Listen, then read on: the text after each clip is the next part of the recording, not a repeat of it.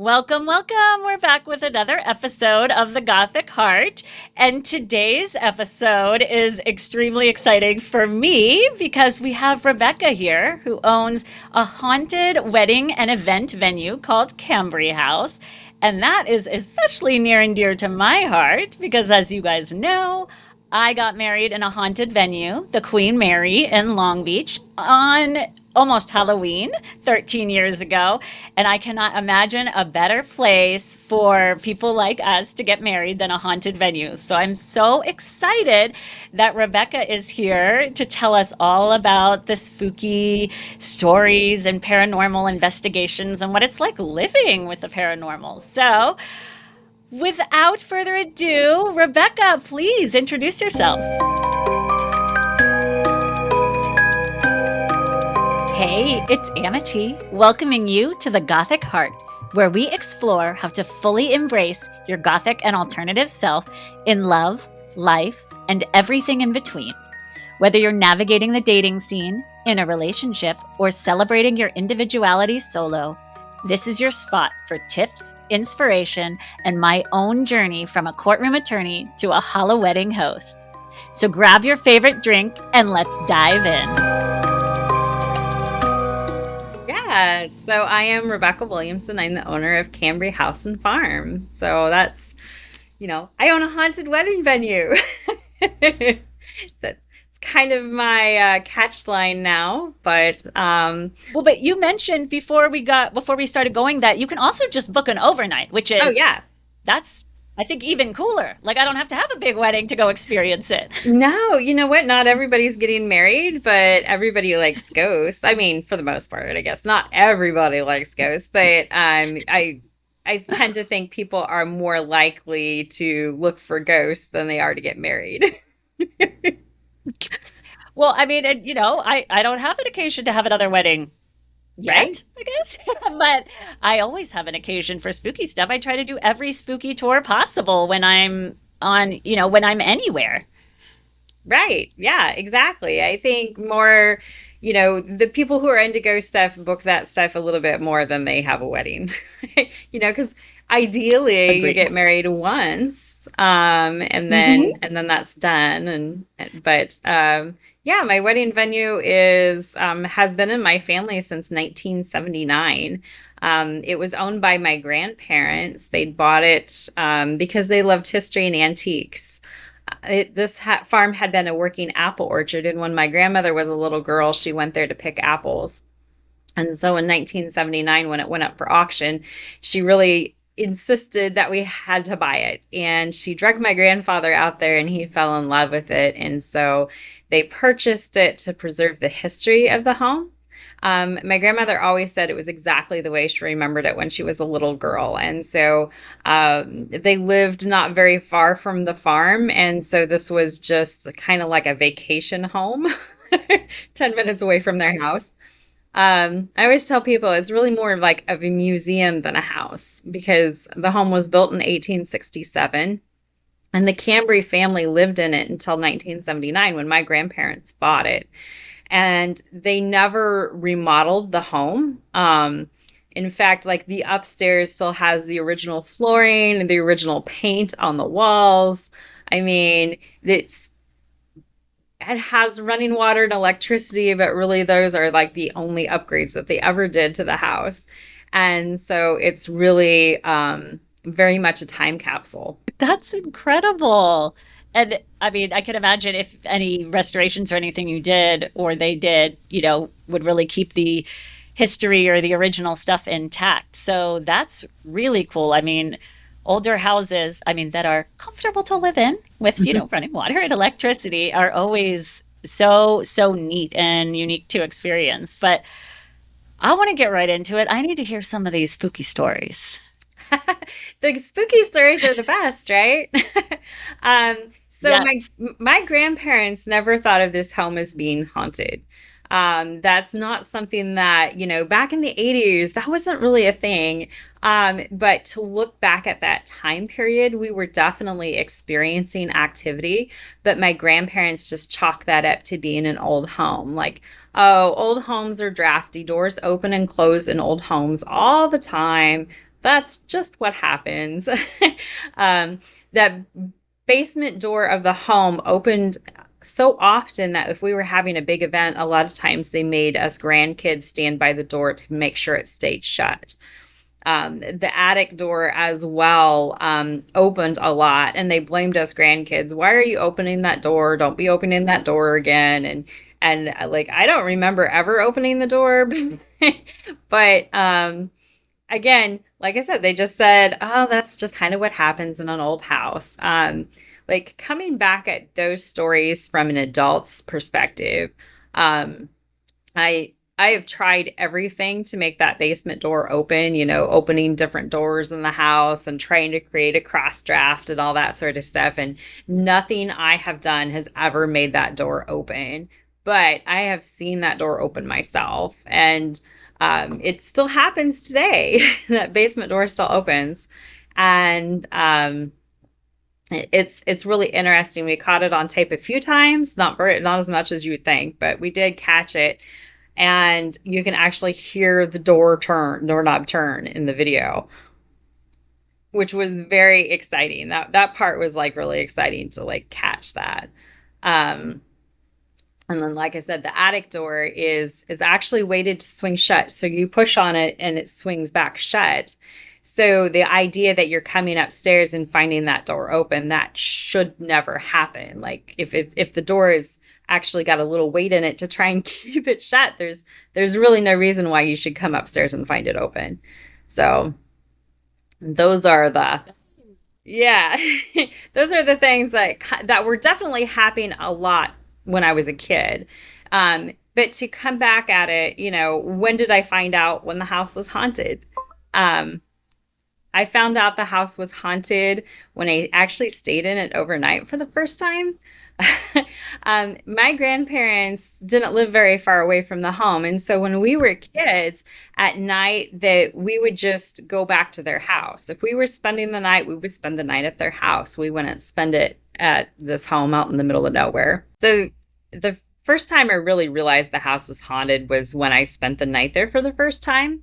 When I was a kid and it was dark, we all just went to my grandparents' house. They didn't live very far away. And so it didn't seem to me as being odd that we never spent the night there. But after my grandparents passed away and I bought it from their estate, I actually spent the night there. I was doing some work. My grandparents had been in a nursing home for about 6 years, so there hadn't been a whole lot of um, extensive cleaning and upkeep in the last 6 years. And so I brought my daughter with me, and she was 8, and she was flat out terrified. When the sun went down and she realized that we really were going to spend the night out there, she just threw a fit. um, she flat out refused to sleep in any of the bedrooms. And just we finally had a compromise, and because I had the car keys, so she definitely was not going home. Um, but she, like I said, any of the bedrooms were flat out no. And luckily, we'd brought an air mattress with us. And so she was willing to sleep in the middle of the living room. That was the only room that she was willing to sleep in. But all we had for that was just this little twin size air mattress. My sister had come with us on that weekend, and she slept upstairs in bed in a bedroom. And she'd brought a puppy with her.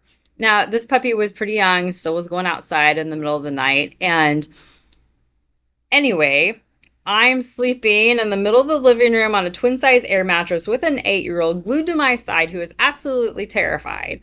And in the middle of the night, my sister walks down the stairs and walks like literally 2 feet away from my head to go out the front door and take the puppy outside. So 3 times in the middle of the night, I'm woken up by somebody coming down the stairs and going outside. Now, I did not open my eyes because I did not want to get that puppy too worked up to wake up my kid. But the next morning, I told my sister, your puppy did pretty great. You only went outside 3 times. She said, no, my puppy did really well. We only went outside twice. And he said, no, you didn't. I know it was 3 times. I heard you. She says, No, it was twice. And we argued about it for a little bit and finally realized that I had heard somebody that was not her come down the stairs and go outside. And so then we started thinking back on these things with my doors, the basement door especially, and um, really thought that we might be having some sort of activity out there. And so I had a friend who was starting a paranormal team around that time. And so I reached out to him and I said, hey, I have this home that I bought that I think might be haunted. Do you want to come out and check it out? And of course, naturally, he said yes. um, so he came out and did this investigation. And that was the point where we definitely knew we had activity going on. That was the point. Um, I'd give him a tour of the house. I'm doing this basic walkthrough tour and saying, this is the living room, this is the dining room, that kind of thing. And I was absolutely freezing cold through the entire tour. And I've wrapped it up thinking that I'm going to have to buy a new furnace. I mean, that's all I could think about was, obviously I need a new furnace. This house is so old and, the furnace really hasn't been used much in 6 years. So now I need a new furnace. And we wrapped up the tour and he had a digital thermometer with him. And so he's like, I'm going to check the temperature of the house because I'm really worried about the furnace at this point. And so to give you a picture, it's rainy April day, about 40 degrees outside. So it's cold. Just kind of one of those bone chilling cold days that spring in Illinois. And my furnace was set at 60 degrees. And so when he pulls out the digital thermometer, the home is reading 58 degrees, which says to me that the furnace is actually really working. But I'm wearing a winter jacket inside and shivering. So then we're like, okay, well, what's really going on here? So directly behind me from about my waist down, the temperature was registering around 20 degrees. And so this cold spot was so solid that we were able to register it with that temperature gauge for about an hour and a half. And for the most part, it either stayed behind me or beside me.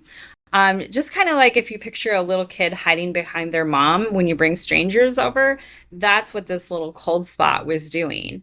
And so to back up the story just a little bit, like who do we think is haunting Cambre? Eglantine Cambre passed at the age of 9.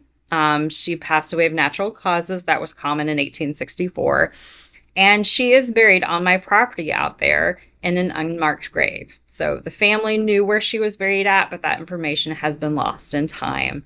And we were able to confirm during that investigation that evening that little cold spot was Eglantine Cambre. And she's usually pretty active in our house. She always just says this is her home and she loves it here. How does your daughter feel about it now? She's still not exactly thrilled about spending the night. She likes being out there. I mean, she loves the history. She loves giving tours and stuff like that. But when it comes to spending the night, she still does not want to sleep in any of the bedrooms in the house. That's kind of like one of those things. She'll sleep in the living room. And we usually, I have a nice couch that we can sleep on in there now because that's one of her things is she just does not like sleeping in bedrooms at Cambre. So the investigation that you had done there, is that how you got into them? I'd actually been investigating since 2003. It seems really odd to think that, I've been a paranormal investigator for quite a while when I bought this house and just had not thought of it as being haunted. I think, when you grow up with something, you kind of have this picture in your head of what that is. And again, we never really thought of it as being haunted. So it wasn't until later on that I'm like, well, duh, Becca, why didn't you think of that as being haunted? But again, when you grow up with something, you just have this picture in your head of what it is. And so it wasn't until we started to really spend more time out there, and really look at it that we noticed that we definitely had activity. Have any guests had any experiences? Yes, we've had a lot of different experiences from a lot of different people that have stayed at the farm. One of my favorites is like I had a group that was camping and they brought, the people who booked the camping trip knew that the house was haunted, but they didn't tell anybody else that was coming. They just knew that they were camping at this old home in the middle of nowhere, and it was really pretty. It's a gorgeous location. And so, yeah, they didn't tell anybody it was haunted, but they had a few people in their group that had a CPAP. And so they slept inside to plug in the CPAP machine. Now, I don't know if you know what a CPAP machine is. It's really loud. It helps people breathe while they're sleeping. So it's this really loud machine. So, anyway, the next morning, the guy comes out who'd been sleeping inside with this CPAP and said, "Did you know that house was haunted?" And he said that the footsteps kept him up all night long. And to my way of thinking is like, those footsteps had to be loud enough that he heard them over that CPAP. And to think about footsteps that loud keeping him up all night long is just kind of wild to me. Have you been able to determine if there's any other ghosts in there besides the girl? Yeah, I actually have a really well documented history of Cambry. So Adolph and Hortense built the home in 1867. And then after they passed away, two of their children, Anita and Fritz, took over running the farm. Anita and Fritz never got married or had children of their own. They lived basically their whole life on the farm. And Fritz Cambry actually wrote a detailed genealogy of the family. So I have all four generations that ever lived in the home and their siblings and kids and aunts and uncles. And so I know the Cambry family really well. And since they lived there until my grandparents bought it, I know everybody who's been in the house. Eglantine Cambry is obviously our most active spirit. But Fritz Cambry is pretty active himself. So Fritz's bedroom is the upstairs bedroom. Again, that's the one my kid won't sleep in. um, Fritz is very protective of the home and the property. And he was that way in life. And then when he retired, he sold it to his nephew, Robert. And Robert Cambry was a Presbyterian minister and not a farmer. And so he just kind of did his minister thing and didn't really take care of the property the way Fritz felt it should be taken care of. Fritz kept it looking kind of like a manicured park. And Robert Cambry mowed a path to the house, and that was it. Like, he did not mow. I'm told he never mowed the backyard at all the entire time he owned the property. So Fritz is not happy with this. And then he gets to California visiting some nephews and finds out that he has a terminal illness. And so Fritz actually committed suicide in California. But again, Fritz, I think, is in his upstairs bedroom. He likes to take care of the house and make sure everything is being taken care of well. The way I know that is because he doesn't get along with my mother.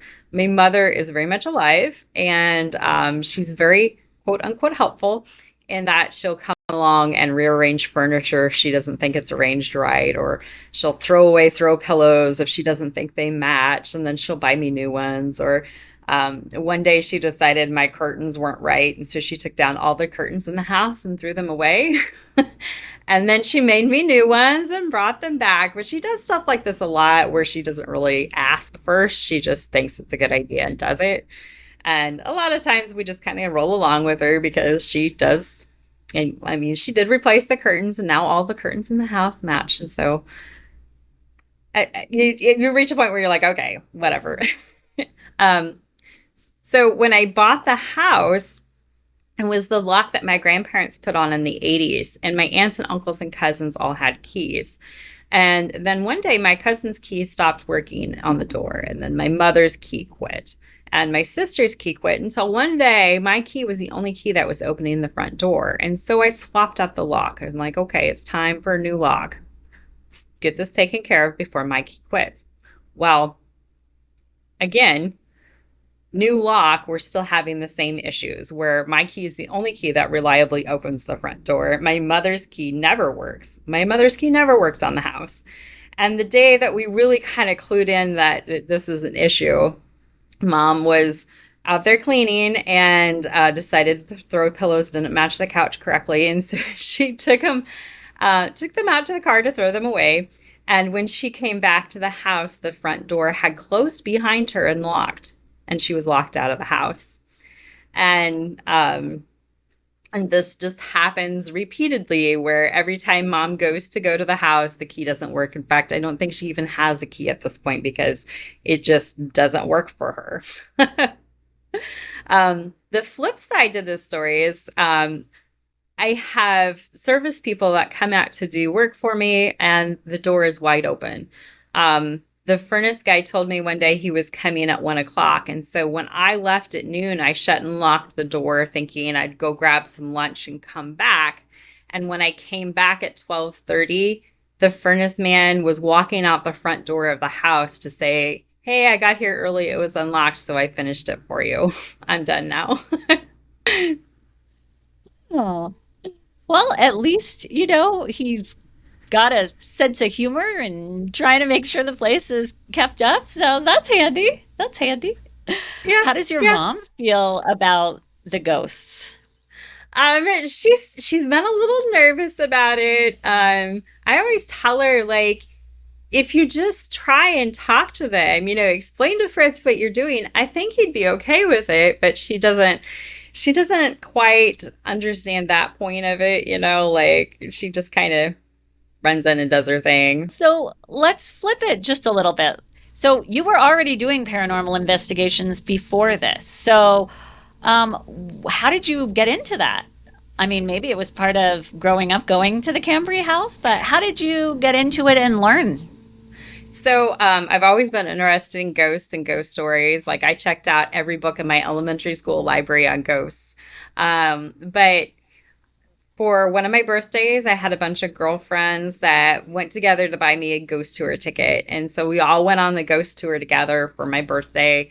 And I loved it. The next night was this midnight cemetery tour. And so I went on that the next night and started to make friends with the guy who was doing the tours. And he actually is still a good friend today. But then, I started helping him with the tours a little bit. I started helping him scout locations, and that was in 2003. And I just fell in love with looking for ghosts and started going to haunted locations and stuff. And then, yeah, I have friends who own paranormal teams now, and I get invited along sometimes. I'm not on a team myself, mainly because I just don't have a lot of time to devote to it. But then, like I said, I have some friends who have some really awesome teams that, if they're booking a bigger location, a lot of times they'll invite me along. So is part of that like before you even do something like that, like learning the history of the place that you're going to, or is that a no-no? For me personally, I do like to know the history of the location. I know some people don't like to know the history, and some of that is like if you're expecting to hear an answer, you'll hear it. But for me, I like to know the names that I should be getting. Like if you're getting a name over a spirit box, you know, it's helpful to know if that's a good name, or a name that's relevant to the location. And like I said, for me personally, that's what I like to have happen.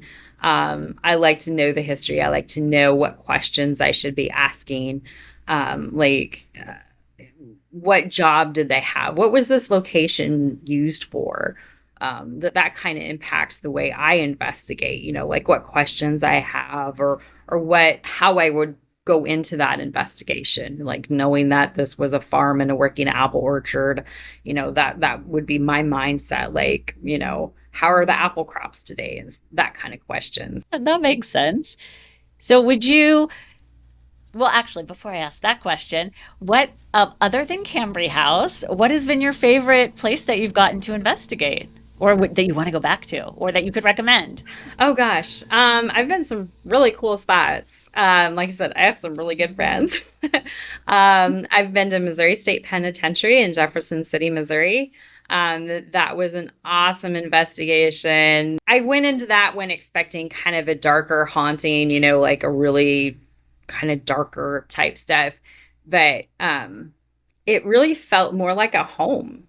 and the more I thought about it, the more I realized, like these people lived here for long stretches of time, and this really was their home. Um, and so that to me was kind of like a surprising thing. And we did get a ton of activity, and I did really enjoy that investigation. I've been to Waverly Hills in Louisville, Kentucky, and that one was an awesome location. It is a huge location. Like I could have spent an entire week there, and I don't think I would have been able to hit all the spots. Like we went to like the main areas that you think of when you think of Waverly, and oh gosh, it was such a good investigation. I would love to go back there again. It was just so large that you can't hit everything there. Yeah. And let's see, Ashmore Estates. It's in southern Illinois. And Ashmore was a great investigation. That one is an abandoned, what they call a poor farm in this area. So, like an abandoned nursing home type of thing. And that one was a really good investigation. And then I think I'm supposed to be back there next year. Exciting. Well, who hires the team for Missouri State Penitentiary, or why? I mean, did they have a reason, or they're just wanted more history? So that one, Missouri State is one that you can book an overnight at. They also Oh, they also do like public tours that you can go on. I was gotcha. fortunate enough that like 20 friends booked it together. So we had like, so like there were about, I'm friends with several teams, and all several of those teams Mhm. all went together. I think there were like 5 or 6 teams that were represented that went together, and like 20 of us booked an overnight. And the overnights are kind of pricey at some of these locations, but when you go with friends and are able to break down the cost and split it up between you, it's a lot more reasonable, and it's nice to have the whole place to yourself to wander around. It was awesome. Sounds that sounds incredible. Um, so before now I'll go back to my other question, although now I feel like there's even more places I need. Well, my bucket list is humongous anyway, but Oh, I know, I might as well keep know. adding to it. So what okay, so as far as how you got into paranormal investigations and everything, what advice would you have for someone who's interested in that? I mean, it seems like your way of getting into it makes sense, but do you have any other advice that you could offer someone who's interested? My advice would be to look for some of the lesser known locations. My little Cambre House is kind of one of the smaller locations, not as well known as some others, but mine is available to rent for an overnight. There's haunted Airbnbs, and those are available to rent for an overnight as well. And I know a lot of times people think that they have to have a lot of really expensive equipment and stuff. You see all this equipment on TV with, yeah, you don't really need all that. And sometimes, just going, with like a digital thermometer and looking for cold spots, or just, sitting there and feeling the location and asking questions. Um, you can have a really great investigation without having a whole lot of really expensive equipment. I think sometimes that holds people back from investigating by thinking that they have to have all this expensive stuff. And I don't think that's really something you have to investigate. Fair enough. I mean, haunted place and digital thermometer, if you can. I mean, that seems pretty good, pretty bare bones to Mhm. get started, right? And so it would probably be beneficial to meet other teams and go on some tours, maybe, or see how they do it. Yeah, like several of the teams Sounds in so my such a good area host public events. And so a public event is a great way to, get started to like go with a professional team. Although professional, I mean, a lot of these teams are doing this as a hobby. So it's not like they're Right. doing this as a job. But going with an established team, I guess maybe would be a better word for that, that has gone on several investigations, and then you can go and kind of like pal around with them and like see how they use their equipment. And then that, for me, that's a good way to like see how that equipment is used, and do I really want to invest in that equipment? Um, Everybody kind of has like their preferred method of investigation, and for some people, a really expensive piece of equipment is something that they use all the time. And then, like there's others that, I just don't particularly care for. Like a spirit box is one.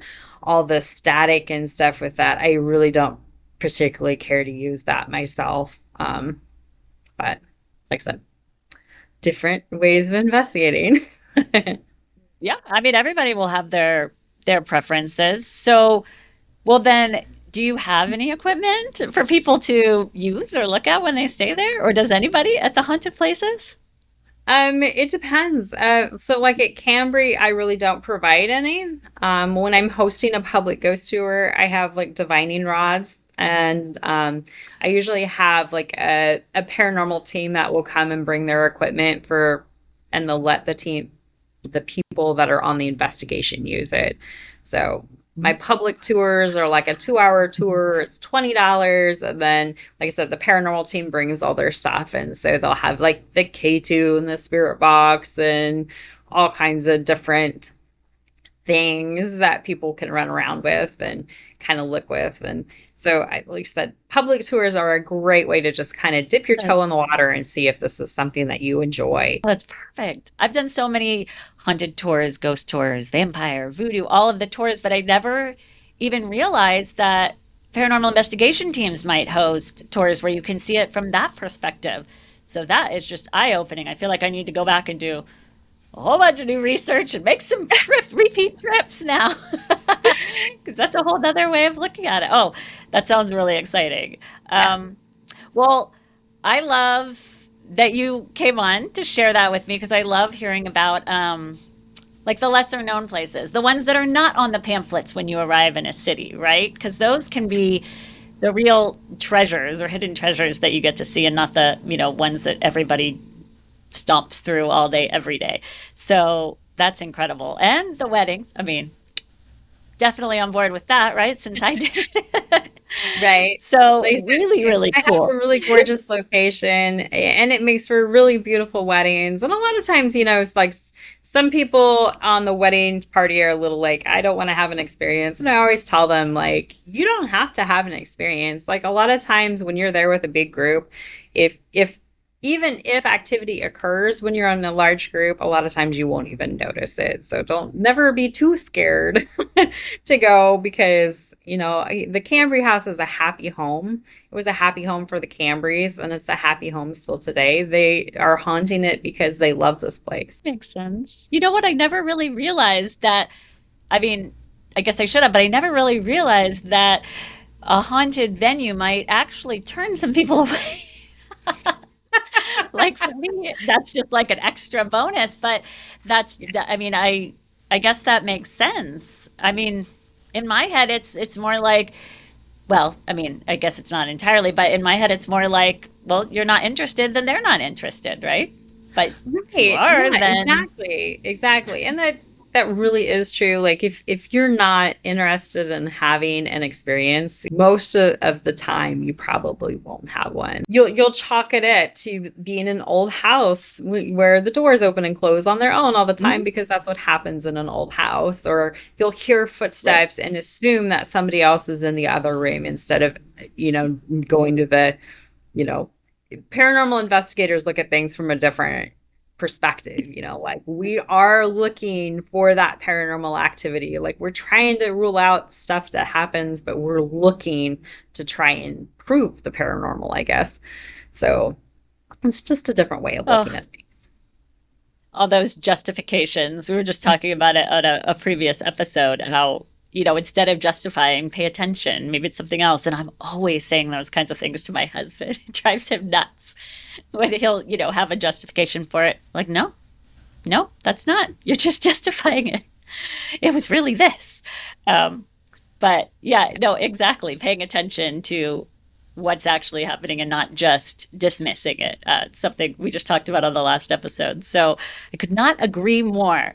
Well, as we're sort of wrapping up, I would love, is there anything that I might have missed that you want to share? We're definitely going to include all of your links and information in the show notes for everyone who's interested. But anything I missed that you want to make sure people hear about?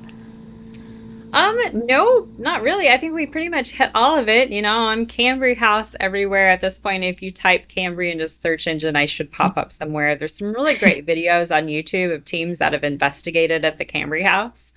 So that's, if you want to watch videos of the home, that's a great way Yes. to check it out. So, Ooh, that's perfect. I love that, especially for people who can't necessarily get out there, but really want to see what we're talking about. Okay, well, that's awesome. Well, thank you, Rebecca, so much for being here and sharing all about your venue with us and the stories and what we can look for. For everything, we are going to include everything in the show notes, like I said. And for listeners, please, if you love this or know anyone else who would, share this episode, share Rebecca's location, follow us, subscribe, like. I mean, that's how we can keep sharing all of this with you guys. So thank you all for being here, and we'll see you at the next episode. Bye.